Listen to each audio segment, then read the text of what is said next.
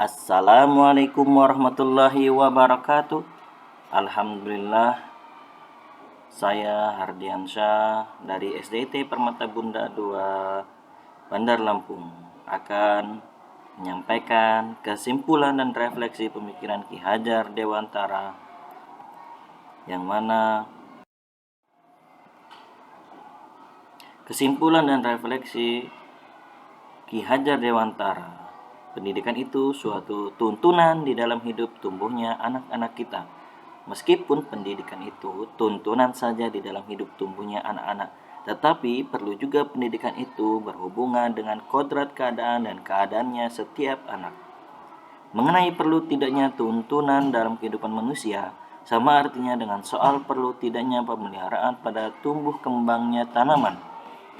Misalkan kalau sebutir jagung yang baik dasarnya jatuh pada tanah yang baik, banyak air, dan mendapatkan sinar matahari yang cukup, maka pemeliharaan dari Bapak Tani tentu akan menambah baiknya keadaan tanaman.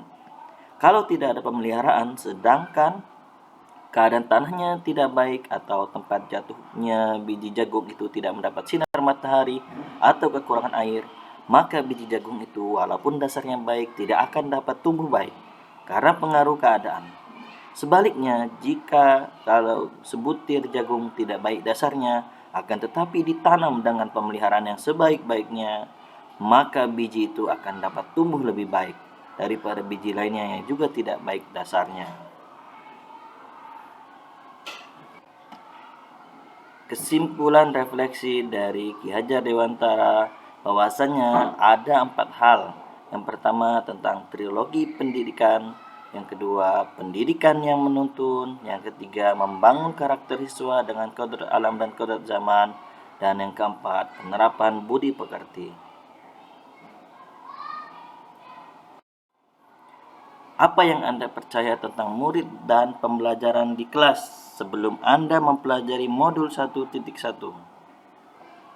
Pertama, proses pembelajaran berpusat pada guru atau teacher center, yang mana saya melakukannya masih berpusat pada metode ceramah dan yang berkaitan dengan hal-hal menulis saja dan memberikan tugas. Kemudian, guru kurang memahami karakteristik siswa. Terkadang apa yang saya lakukan tidak membuat atau menyentuh kepada sifat pembelajaran anak-anak, baik itu yang auditorik, visual, maupun yang kinestetik. Rendahnya motivasi murid sehingga pasif dalam pembelajaran. Ya, di sini saya sadari bahwasanya murid kurang termotivasi dan di dalam pembelajaran yang saya lakukan masih banyak kekurangan untuk melibatkan murid. Kemudian, pembelajaran terfokus pada ketercapaian KKM.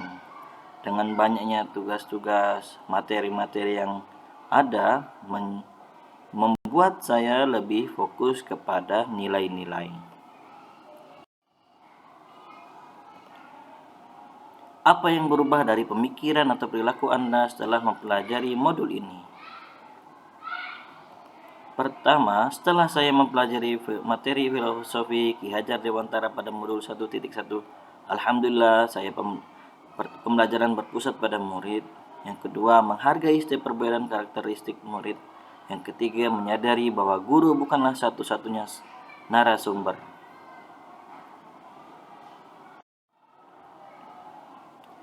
Apa yang dapat segera Anda terapkan lebih baik agar kelas Anda mencerminkan pemikiran Ki Hajar Dewantara? Yang pertama, menciptakan pembelajaran yang menarik di kelas. Yang kedua, memberi kebebasan pada murid untuk menyelesaikan tugas sesuai minat, bakat, dan kreativitas masing-masing. Yang ketiga, menuntun murid dalam mengembangkan minat, bakat, dan olahraga. Terima kasih. Demikianlah kesimpulan dan refleksi dari modul 1.1.